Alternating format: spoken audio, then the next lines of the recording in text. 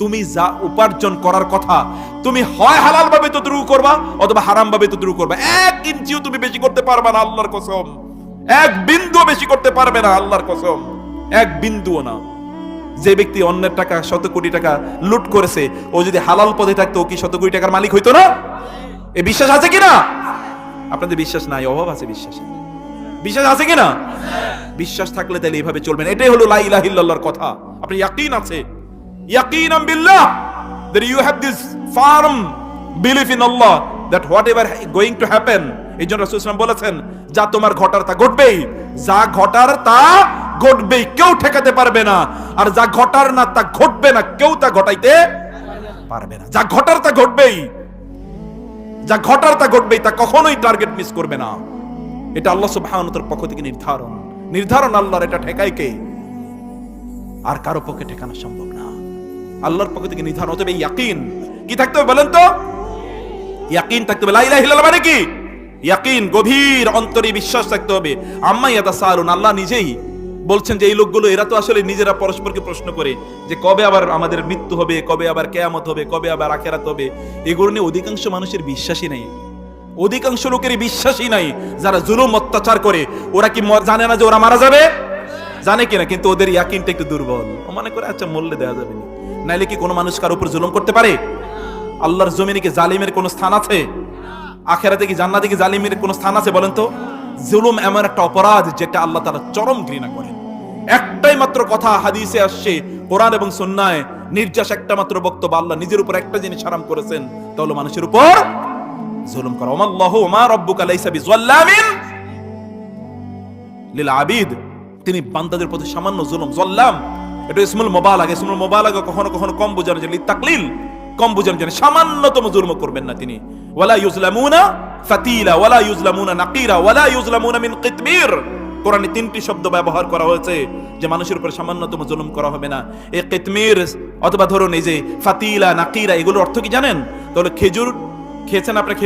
খেজুরের যে বিচি আছে না, বিচির মধ্যখানে দেখবেন একটা পাতলা সাদা একটা আবরণ থাকে, অথবা বিচির চারিদিকে দেখবেন পাতলা একটা সাদা কি কাগজের মধ্যে একটা আবরণ থাকে না, এটাকে বলা হয় কিতমির। এটার দাম কত টাকা দিয়ে কিনবেন আপনি? আমি দেবো আপনাকে।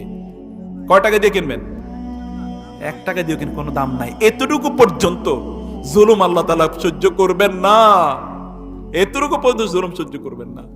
এত যে জুলুম করতেছেন মানুষের উপর, কি উপায় হবে? কি উপায় হবে? কি এটা লা ইলাহা ইল্লাল্লাহর প্রতি কোনো বিশ্বাস নাই। বিশ্বাস করুন আল্লাহর কসম, যার লা ইলাহা ইল্লাল্লাহর প্রতি ইয়াকিন আছে সেই কাজ কখনো করতে পারে না, কখনো করতে পারে না।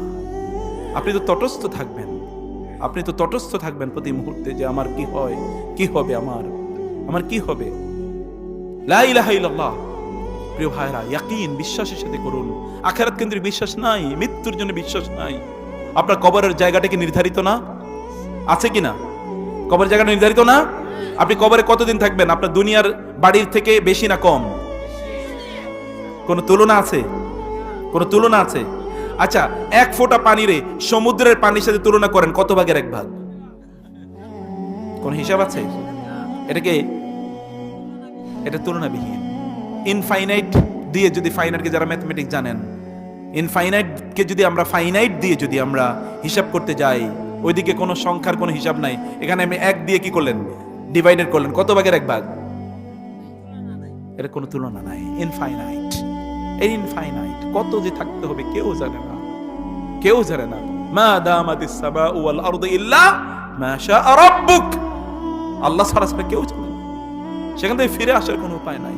তাহলে সেই কবরের জন্য প্রস্তুতি, লা ইলাহা ইল্লাল্লাহ বলে কবরের জন্য প্রস্তুতি নাও, লা ইলাহা ইল্লাল্লাহ বলে কবরের জন্য প্রস্তুতি নাও।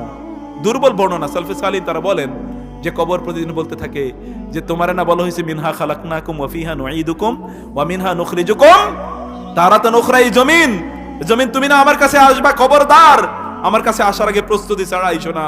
আমি কিন্তু ভয়ঙ্কর জায়গা, কাউকে আমি ছাড়বো না, কাউকে আমি ছাড়বো না। সেখানে কোনো আলো নাই, সেখানে কোনো বাতাস নাই, অক্সিজেন নাই, কিছুই তো নাই।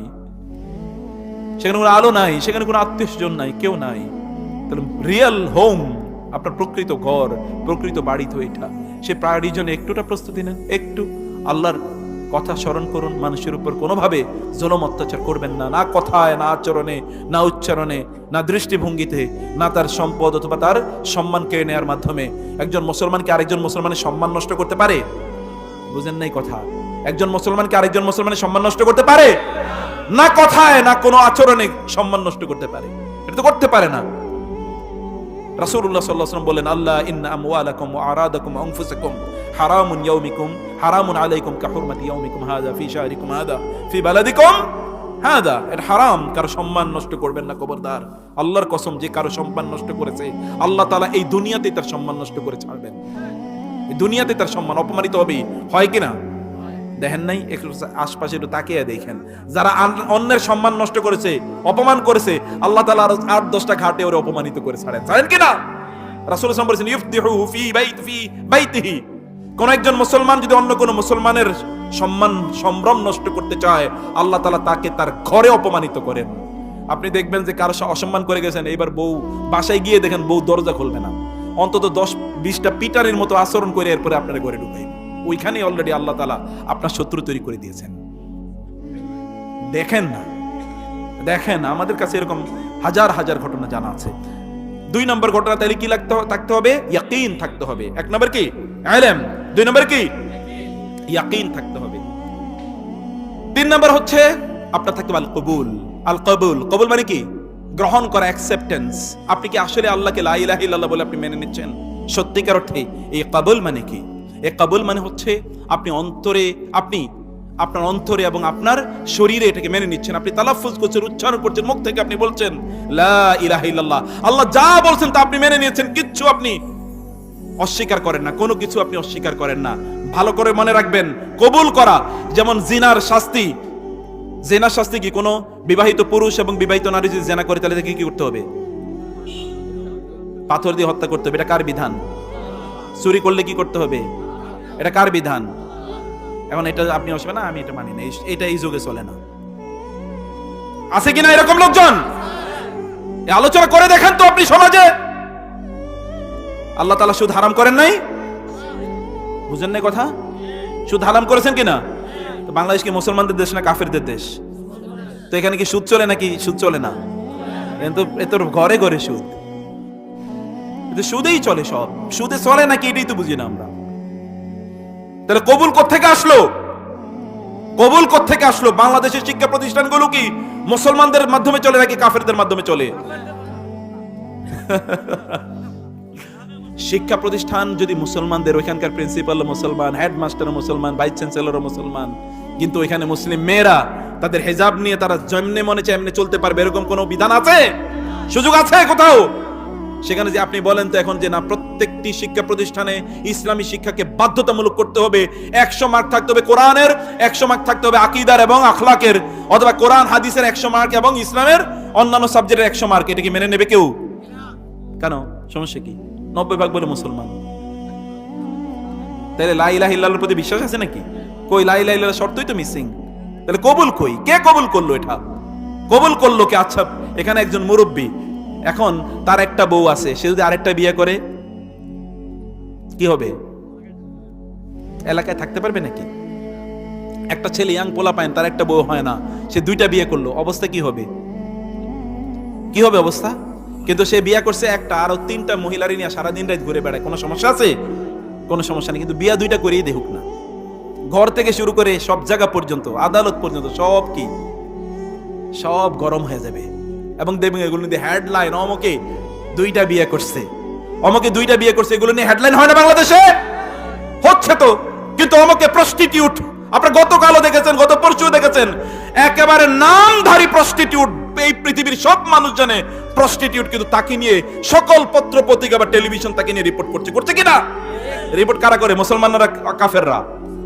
মুসলমানদের সন্তানই তো আপনাদের সন্তানরা, এবং ওগুলো আপনারা দেখেন, সেগুলো আপনারা শুনেন, সবই তো করছেন আপনারা। তাহলে কই, কে বললো এটা কবুল আছে, অ্যাকসেপ্টেন্স আছে?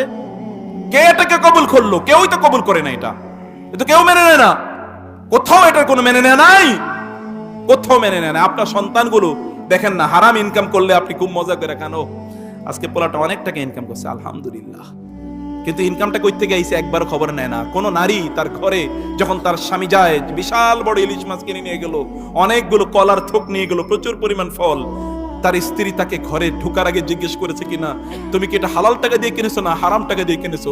হারাম টাকা দিয়ে কিনলে আমার ঘরে এটার কোনো জায়গা নাই। এরকম আছে? খুঁজে পাবেন না, খুঁজে পাবেন না। কেন নেয় না? ওটা নিয়ে মারামারি। কেন আজকে আনলা না? আজকে রাতে আর তার সাথে টাকা নাই। কোথায় কবুল? কবুল কে বলেছে? কে কবুল করলো? আমি তো কবুল করার কোন লোকই খুঁজে পাই না। সবই তো এটার বিপক্ষে, কেবলমাত্র কি করছে? মুখে একটা দাবি, কিন্তু বাস্তবে তার নাই। এই জন্য কবুল, এখানে কমপক্ষে প্রত্যেকটা জিনিসের উপর, এত বিশাল বড় টপিকের উপর আলোচনা, এটার জন্য আলোচনা তো ভূমিকায় লাগে 7-8 ঘন্টা। প্রত্যেকটা টপিকের উপরে তো আলোচনা লাগে, কারণ সমাজ তো এর মধ্যে কি শেষ, ধ্বংস হয়ে গেছে। শিরকের মধ্যে প্রত্যেকটি মুহূর্তে গোটা সমাজ নিমজ্জিত আছে। তাহলে 3 নম্বর কি বললাম? আল কবুল। 3 নম্বর কি? 1 নম্বর কি বলেছি? আল ইলম। 2 নম্বর আল ইয়াকিন। 3 নম্বর কি? 4 নম্বর আল ইনকিয়াদ। 4 নম্বর কি? আল ইনকিয়াদ, মানে আত্মসমর্পণ। যে আল্লাহ তুমি যা বলছো এবার তা অনুসারে আমি চললাম। যেমন এখানে যুবকরা আছো, এখনই বলতে হবে দাড়ি রাখা কি এটা আল্লাহর বিধান না শয়তানের বিধান? লা ইলাহা ইল্লাল্লাহ দাবি হলো দাড়ি রাখবা। এখন এই আলোচনার পরে দাড়ি রাখবে এরকম 1-2 জন হাত তোলো তো দেখি। সবার তোলার দরকার আমি জানি। মাশাআল্লাহ, আলহামদুলিল্লাহ। এই যে 2 জন, আল্লাহ আল্লাহ তুমি হাতগুলো কবুল করে নাও আল্লাহ। যারা রাখছেন মুরব্বী আপনাদের বলতে হবে না, যারা রাখে নাই এরকম 1-2 জন আমি দেখতে চাই। যারা রাখো নাই এরকম 1-2 জন হাত তোলা। সবার যে আমার এই কথার মধ্যে ইমপ্রেসড হয়ে যিনি রাখবেন না তার হাত তুলে আল্লাহর সাথে নেফাকি করার দরকার নাই। সত্যি রাখবেন এরকম 1-2 জন হাত তোলেন তো, সত্যি রাখবেন। মাশাআল্লাহ, দেখেছেন? আল্লাহ তুমি হাতগুলো কবুল করে নাও। এটা লা ইলাহা ইল্লাল্লাহর দাবি প্রিয় ভাইরা, বিশ্বাস করুন আল্লাহর কসম, এটাই লা ইলাহা ইল্লাল্লাহর দাবি। আল্লাহ তুমি এতটুকুর কারণে এই মানুষগুলোকে আল্লাহ তুমি কবুল করে নাও, তাদের অন্তরটা তুমি সাফ করে দাও আল্লাহ। আল্লাহ তাদের অন্তরটা সাফ করে দাও। প্রিয় ভাইরা, ইনকিয়াদ মানে হচ্ছে আল্লাহ বলেছেন, অতএব আর কোনো কথা নাই। বলেছেন কে? রব বলেছেন। আপনার রব কি আপনার জন্য কল্যাণ চান না অকল্যাণ চান? তিনি কি আপনাকে মারার জন্য, হত্যা করার জন্য সৃষ্টি করেছেন? তিনি কি আপনাকে ভালোবেসে সৃষ্টি করেন নাই? আপনার মতো একটা মানুষ এই পৃথিবীতে খুঁজে বার করুন তো, একটাও আছে কি? আপনার মতো একটা সৃষ্টি, মানুষের মতো আরেকটা সৃষ্টি খুঁজে বাইর করেন তো। আল্লাহ তাআলা জান্নাত তৈরি করে রেখেছেন আপনাদের জন্য না? এবং তার নিজের হাতে, তিনি নিজের হাতে, রাসূল সাল্লাল্লাহু আলাইহি ওয়াসাল্লাম বলেছেন আল্লাহ তাআলা প্রতিদিন জান্নাতের দিকে তাকান এবং বলেন তুইবি লি আহলিকে জান্নাত, তুমি আরো সুন্দর হও, আরো সুন্দর হও, কারণ এখানে আমার ভিআইপি লোকেরা বসবাস করবে। প্রতিদিন এই জান্নাতটাকে তিনি সাজাতে থাকেন। ইউযায়্যিনুল্লাহু আযজা ওয়া জাল্লা জান্নাতাহু কুল্লা ইয়াউম। সহিহ হাদিসে এসেছে আল্লাহ তাআলা প্রতিদিন তার জান্নাতটাকে জান্নাতীদের জন্য সাজাতে থাকেন। সাজাতে, ইউযায়্যিনু যায়্যানা ইউযায়্যিনু, beautification. Allah is beautifying, decorating his Jannah for the residents of Jannah. জান্নাতের জন্য প্রতিদিন তিনি সাজান। আল্লাহ যদি সাজান তাহলে কেমন সাজাতে পারেন চিন্তা করে দেখেন।